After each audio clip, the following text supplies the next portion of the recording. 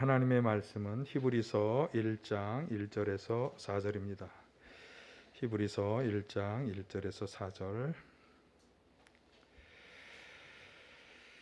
하나님께서 옛날에는 예언자들을 통하여 여러 번에 걸쳐 여러 가지 방법으로 우리 조상들에게 말씀하셨으나 이 마지막 날에는 아들을 통하여 우리에게 말씀하셨습니다. 하나님께서는 이 아들을 만물의 상속자로 세우셨습니다. 그를 통하여 온 세상을 지으신 것입니다. 그는 하나님의 영광의 광채시요 하나님의 본체대로의 모습이십니다. 그는 자기의 능력 있는 말씀으로 만물을 보존하시는 분이십니다. 그는 죄를 깨끗하게 하시고서 높은 곳에 계신 존엄하신 분의 오른쪽에 앉으셨습니다. 그는 천사들보다 훨씬 더 높게 되셨으니 천사들보다 더 빼어난 이름을 물려받으신 것입니다. 아멘. 할렐루야.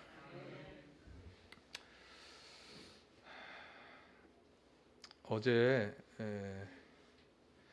크리스마스 이브였잖아요. 저는 교회에 이제 아침 일찍 와서 예배를 준비하면서 이렇게 크리스마스 이브를 혼자 교회에서 지내다가 저녁에 집으로 가면서 왜 마음이 이렇게 좀 허전하고 쓸쓸할까? 그런 생각을 해보았습니다. 제가 교회를 개척하면서 우리가 교회 학교 행사가 없기 때문에 크리스마스 이브 날이 항상 이렇게 제가 10년 전 또 그 이전에 어릴 때부터 항상 크리스마스 이브는 시끌벅적하고 뭔가 이렇게 항상 잔치 분위기가 있는 그런 분위기였어요.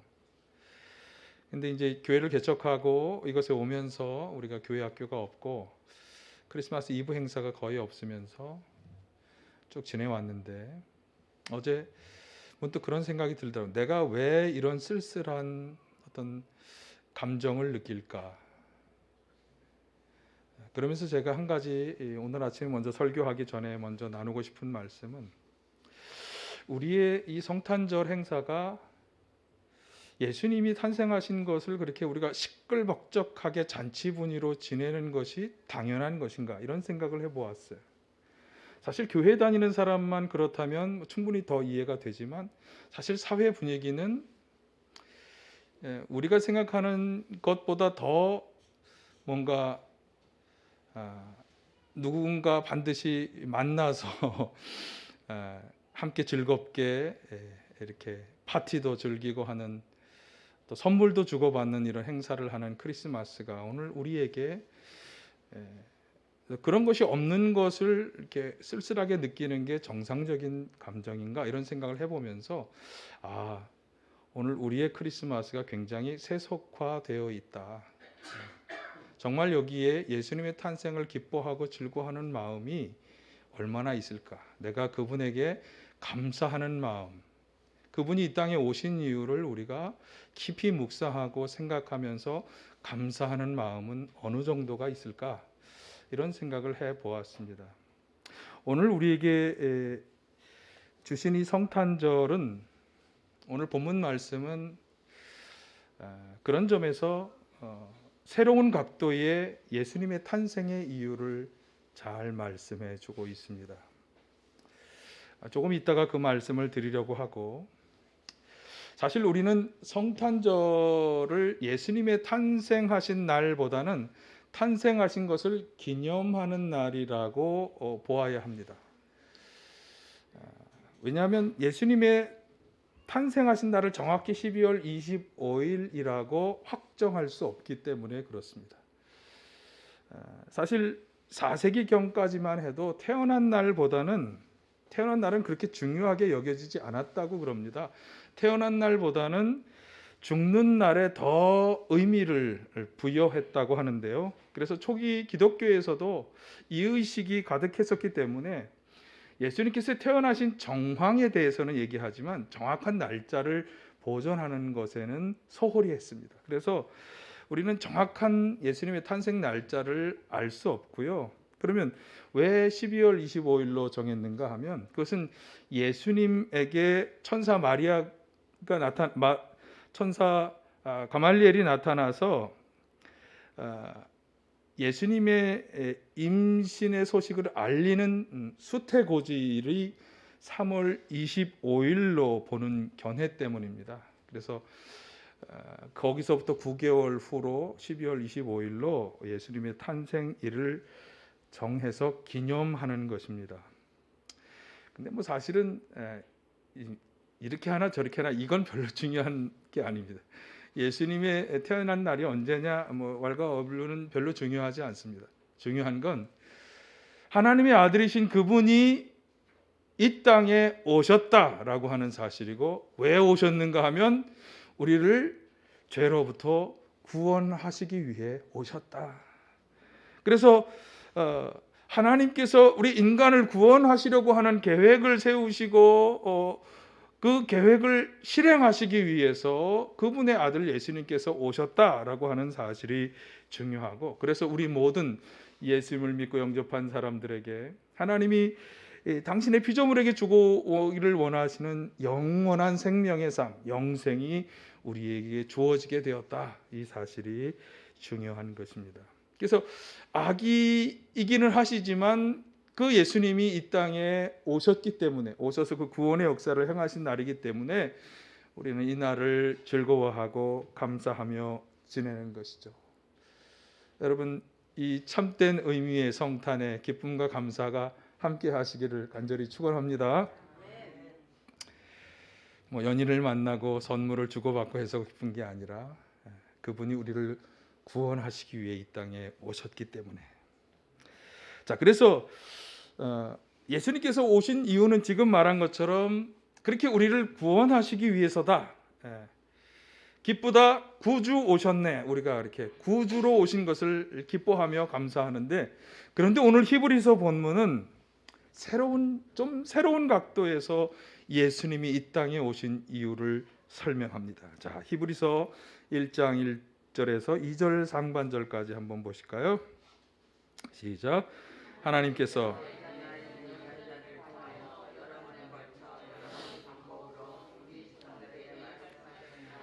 이 마지막 날에는 아들을 통하여 우리에게 말씀하셨습니다. 아멘.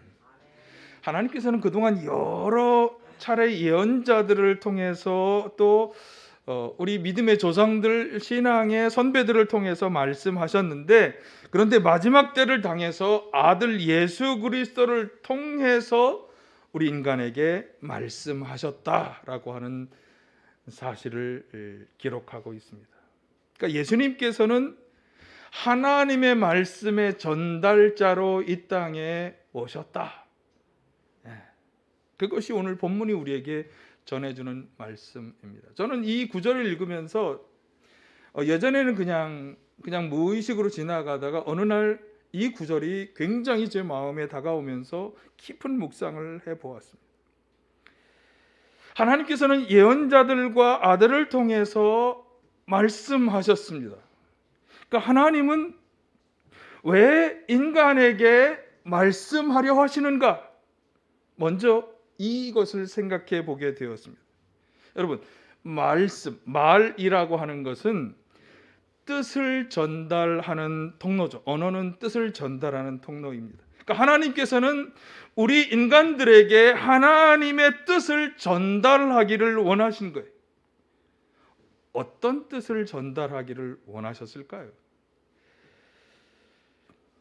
제가 하나님이 최초로 택하신 아브라함에게 주신 말씀을 떠올렸습니다. 창세기 18장 19절은 하나님이 아브라함을 선택하셔서 그에게 말씀하신 이유를 이렇게 기록하고 있습니다. 같이 보실까요?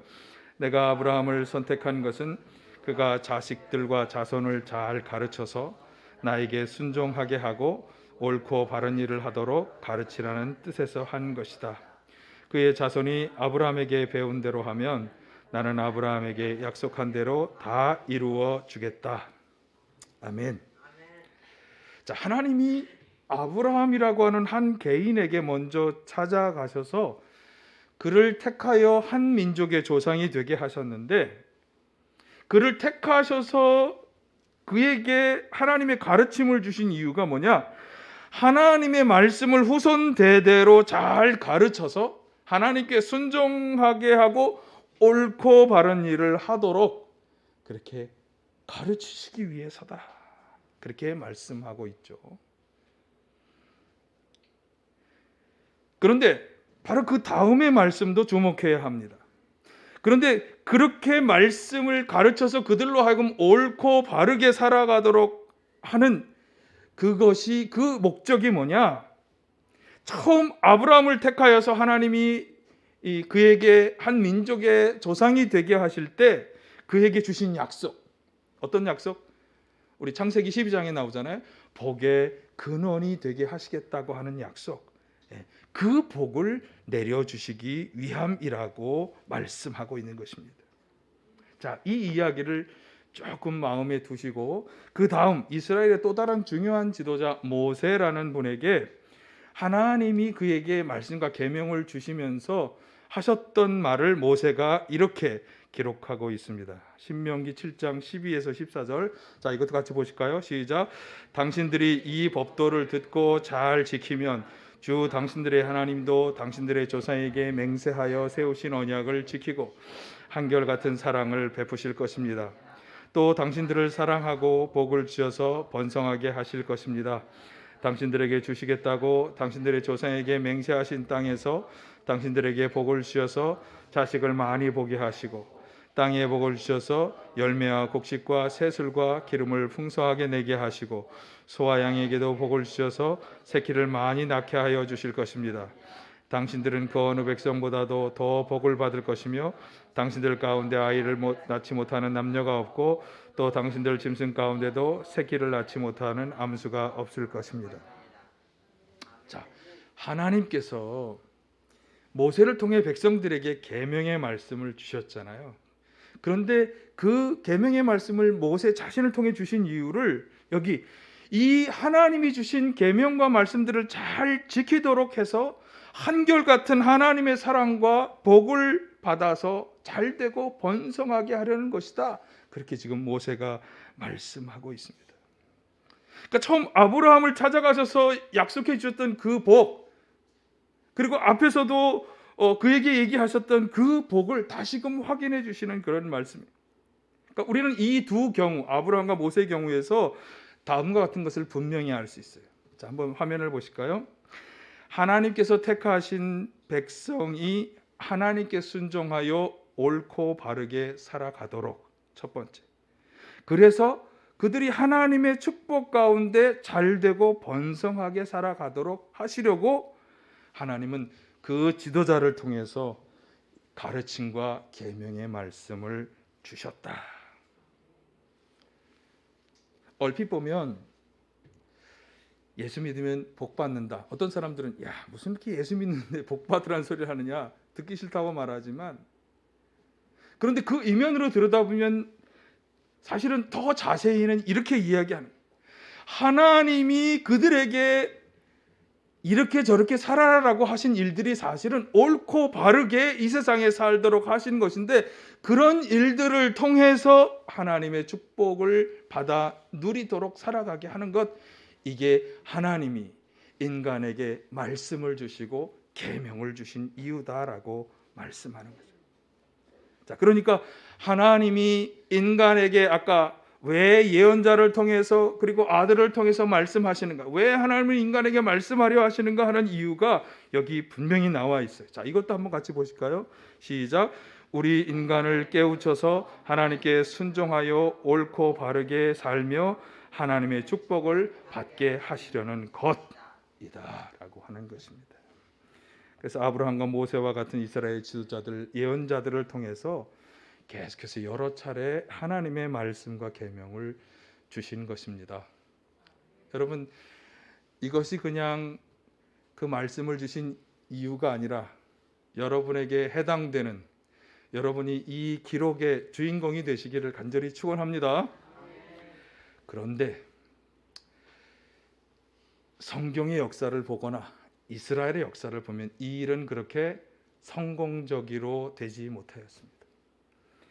이스라엘의 조상들에게 주신 이 하나님의 약속은 이루어지지 못했습니다. 하나님께서 약속을 안 지키신 것이 아니라 이스라엘 백성들이 이 하나님의 말씀, 계명의 말씀에 순종하는 데 실패했기 때문입니다. 말씀을 지키는 것에도 하나님을 섬기는 것에도 실패했어요. 그러니까 모세를 통해 주신 계명의 말씀을 지키지도 못했고 또 예언자들을 통해서 그런 그들을 바로잡고 불순종에서 순종으로 돌이키게 하려고 하시는 하나님의 노력도 성공하지 못했어요. 자, 한번 보실까요? 열왕기하 17장 13에서 15절이 그것을 잘 말씀해 줍니다. 시작. 주님께서는 이스라엘과 유다의 여러 예언자와 선견자를 보내어서 충고하셨다. 너는 너희의 그 악한 길에서 돌아서서 내가 너희 조사에게 명하고 또 나의 종 예언자들을 시켜 내가 너희에게 준 그 모든 율법에 따라 나의 명령과 나의 율례를 지켜라. 그러나 그들은 끝내 듣지 아니하였고 주님이신 그들의 하나님께 신실하지 못하였던 그들의 조상들처럼 완고하였다. 그리고 주님의 율례와 주님께서 그들의 조상과 세우신 언약과 그들에게 주신 경고의 말씀을 거절하고 헛된 것을 따라가며 그 헛된 것에 미혹되었으며 주님께서 본받지 말라고 명하신 이웃 나라들을 본받았다. 그러니까 그렇게 계속해서 말씀하시고 깨우치려고 하셨지만 그들이 깨닫지도 못하고 순종하지도 않고 악에서 돌이키지도 않았기 때문에 고민이 너무 많으셨던 거예요. 왜? 성경은 누누이 말하잖아요. 하나님은 죄는 어떻게 하시는 분? 반드시 심판하시는 분. 그분은 공의로우시기 때문에. 그래서 이 세상 마지막 때에 분명히 하나님이 세상의 모든 것을 다 판결하는 때에 이렇게 죄를 짓는 백성들을 그냥 내버려 두면 하나님의 심판 외에는 다른 방법이 없기 때문에 하나님이 고민하신 거예요. 그래서 정말 최후의 때가 되기 전에 다시 한번 인간에게 기회를 주신 거예요. 누구를 통해서? 예수 그리스도를 통해서 말씀을 주시면서 다시금 기회를 주신 것입니다. 그러니까 예수님께서 이 땅에 오신 것을 기념하는 이 성탄절에 우리가 기억해야 할 그분이 이 땅에 오셔서 하신 일 두 가지가 여기 잘 나와 있습니다. 첫째는 인간을 향한 그 하나님의 뜻을 잘 전해서 인간으로 하여금 깨닫고 돌이켜 하나님 원하시는 대로 옳고 바르게 살도록 하는 일, 이 일을 그분이 하셔야 했던 거예요.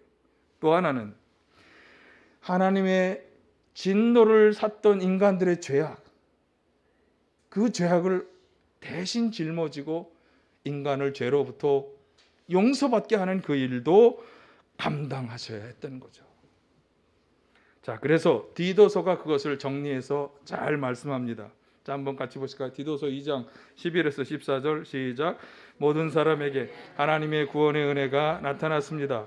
그 은혜는 우리를 교육하여 경건하지 않음과 속된 정욕을 버리고 지금 이 세상에서 신중하고 의롭고 경건하게 살게 합니다. 그래서 우리는 복된 소망 곧 위대하신 하나님과 우리 구주 예수 그리스도의 영광이 나타나기를 고대합니다. 그리스도께서는 우리를 위하여 자기 몸을 내주셨습니다. 그것은 우리를 모든 불법에서 건져내시고 깨끗하게 하셔서 선한 일에 열심을 내는 백성으로 삼으시려는 것입니다. 아멘. 본문 이 디도서 9절이 오늘 예수님께서 이 땅에 오신 첫 번째 이유, 하나님의 말씀을 우리에게 대신하여 전하기 위해 오셨다고 하는 것을 말씀해 주고 있습니다. 그리고 또 하나, 그럼에도 불구하고 죄로 인해서 하나님의 말씀에 따라 살아가는데 실패한 사람들을 그 죄로부터 구원해 주시는 그 일도 감당하셨다라고 하는 것을 말씀해 주고 있는 것이죠. 그래서 이것이 예수님 탄생의 비밀이요, 공개된 비밀이요, 신비입니다. 어떤 분들은 아니 예수라는 분이 어떤 분이시길래 그렇게 세상 천지만물을 지으신 하나님의 말씀을 전할 수 있는 것일까? 혹은 그분이 어떤 분이길래 인간을 죄악에서 건지실 수 있는 것인가? 라는 의문을 가지는 것에 대비해서 하나님의 말씀의 대언자요 구원자이신 예수님은 능히 그 일을 감당할 수 있다. 그것을 추가적으로 말씀하는 것이 오늘 히브리서 본문 1장 2에서 3절에 나오는 말씀입니다. 그래서 오늘 이 히브리서의 말씀을 잘 들으시면서 예수님이 어떤 분이신가 하는 것을 우리가 그동안 여러 경로를 통해서 알아왔던 예수님이 히브리서 기자가 아주 잘 설명을 했습니다. 어떻게 그렇게 하나님의 일을 대신할 수 있는 놀라운 일을 하실 수 있었는지, 자, 한번 먼저 전체 구절을 한번 같이 보실까요? 하나님께서는부터 시작. 하나님께서는 이 아들을 만물의 상속자로 세우셨습니다. 그를 통하여 온 세상을 지으신 것입니다. 그는 하나님의 영광의 광채시요 하나님의 본체대로의 모습이십니다. 그는 자기의 능력 있는 말씀으로 만물을 보존하시는 분이십니다. 그는 죄를 깨끗하게 하시고서 높은 곳에 계신 존엄하신 분의 오른쪽에 앉으셨습니다. 아멘. 자, 첫째로 2장 B절 A, B, C로 이렇게 나눈다면 가운데 B절에 보면 예수님은 누구시냐? 하나님께서 만물의 상속자로 세우신 분이시다.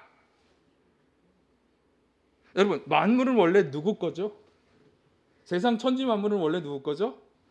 원래 하나님의 것이죠. 그런데 하나님의 아들이기 때문에 그것을 다 물려받을 분이시라는 거죠. 그렇죠? 우리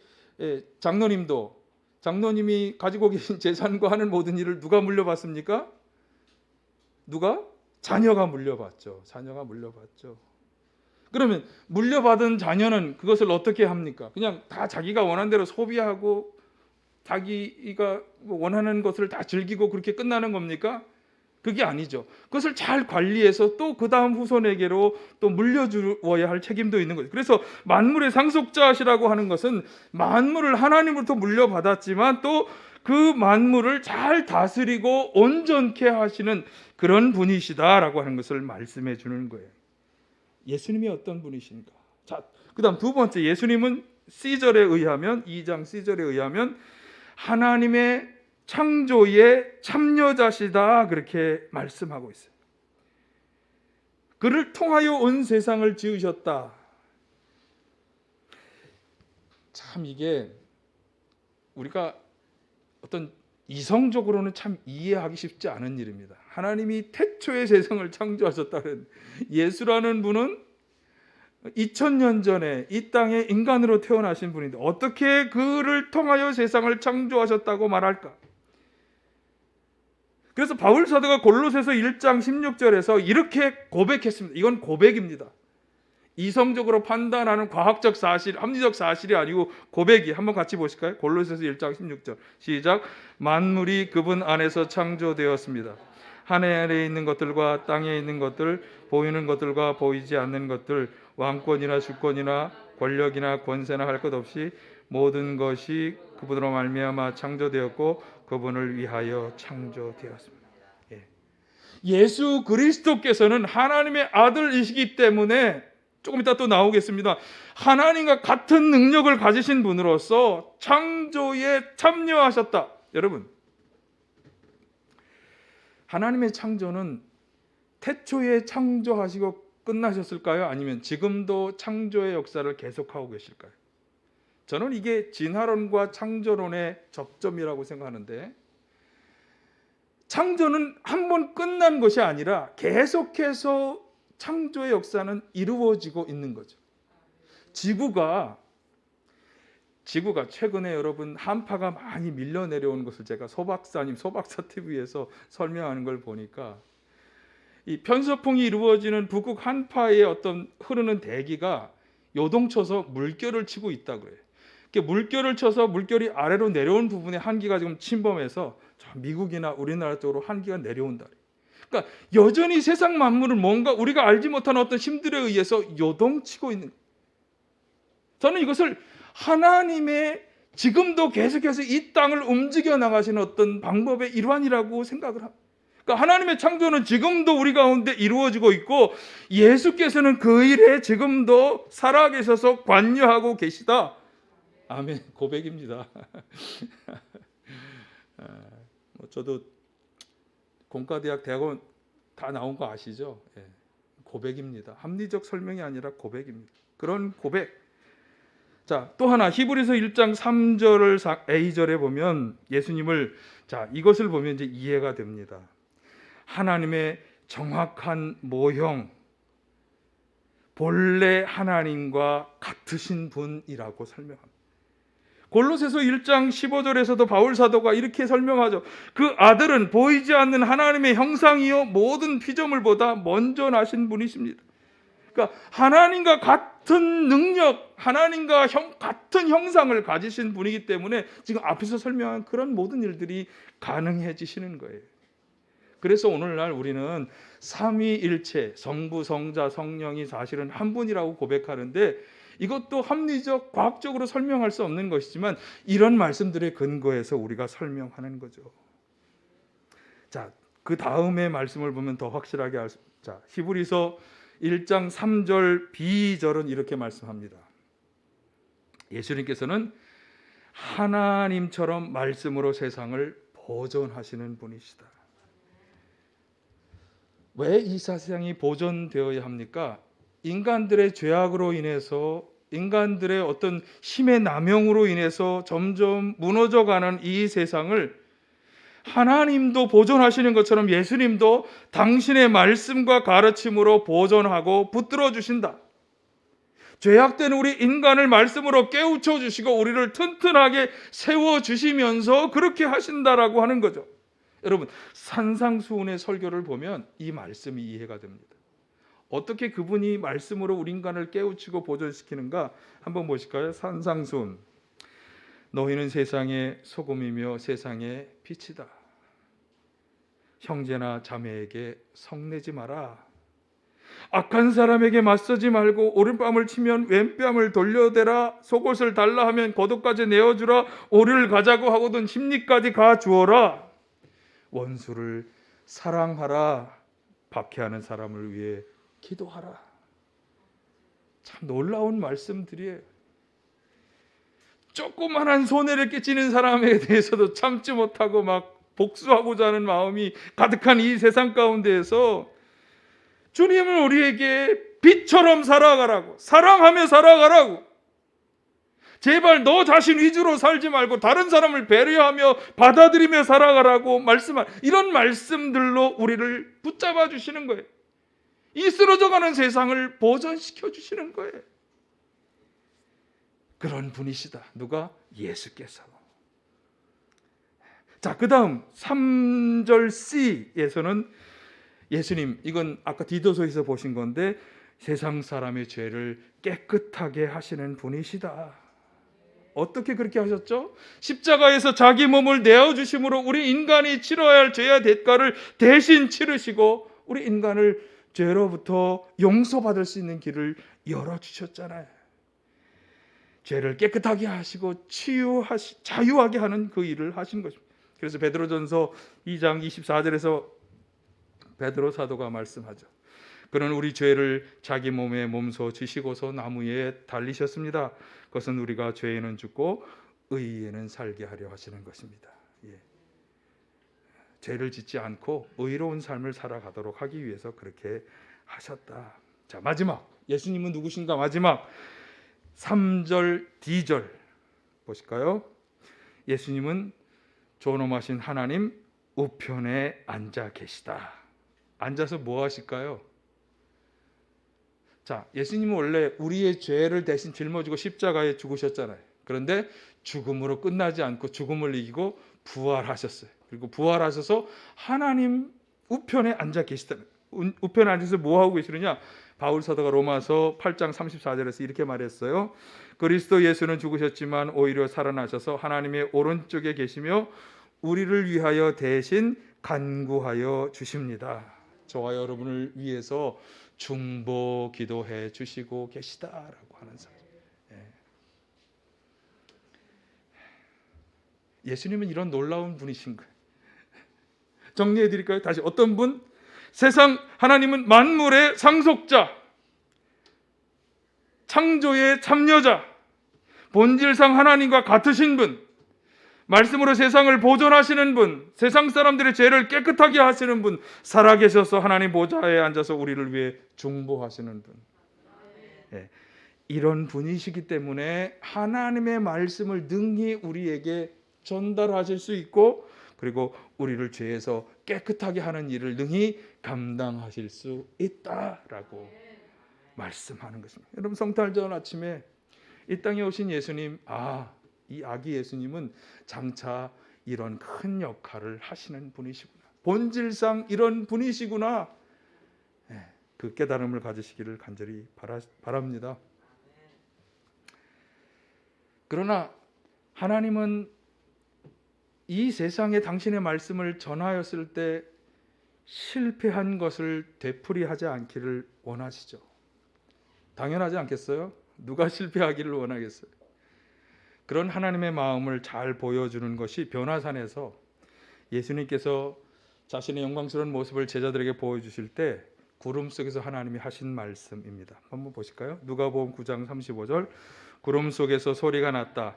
이는 내 아들이요 내가 택한 자자, 너희는 그의 말을 들어라. 하나님의 백성이요 제자가 된 성도들은 하나님의 아들이시며 메시아로 부르신 그 예수님의 말씀을 들어야 한다. 청각적으로 들으라는 말씀만이 아닙니다. 들은 그 말씀대로 살아가야 한다고 하는 말씀이겠죠. 그리고 우리가 그 예수님의 말씀을 귀 기울여 듣고 그대로 살아가야 하는 이유는 간단합니다. 그분은 이 세상 천진 만물을 지으시고 다스리시고 보존하시고 구원하시는 하나님의 말씀을 대언하는 분으로 오셨기 때문에 우리는 예수님을 통해 그 하나님의 말씀과 뜻을 들을 수 있기 때문에 우리는 그 말씀을 귀 기울여 듣고 거기에 복종하며 살아가야 하죠. 예수님도 직접 말씀하셨어요. 나의 가르침은 내 것이 아니라 나를 보내신 분의 것이다. 그래서 오늘 우리는 분명히 알 수 있습니다. 예수님은 하나님의 말씀으로 오셨다. 그리고 그렇게 말씀으로 오셔서 우리에게 말씀하신 이유는 하나님이 원하시는 대로 하나님에게 순종하여 옳고 바르게 살도록 우리를 교육하고 가르치시려고 그렇게 오신 것이고, 그래서 우리로 하여금 하나님의 축복 가운데 살아가도록 하시려고 오신 것이다. 거기에 더해서 한 가지 더, 우리 인간들이 지었던 죄를 해결하기 위해서 자기 몸을 내어주시고 우리를 그 죄로부터 용서받을 수 있는 길로, 구원의 길로 인도해 주셨다. 여러분, 이 충분한 자격을 가지신 예수님께서는 이 귀중한 일을 위해 높고 높은 하늘의 자리를 버리고 이 땅에 오신 줄 믿습니다. 성탄절 아침에 이 귀중한 복음의 진리를 다시 확인하면서 아들을 통해 말씀하신 하나님께 내가 어떻게 응답하며 살아가야 할지 한번 깊이 생각하시면서 예수님의 탄생을 기뻐하고 축하하고 감사하는 우리 모두가 다 되시기를 간절히 축원합니다.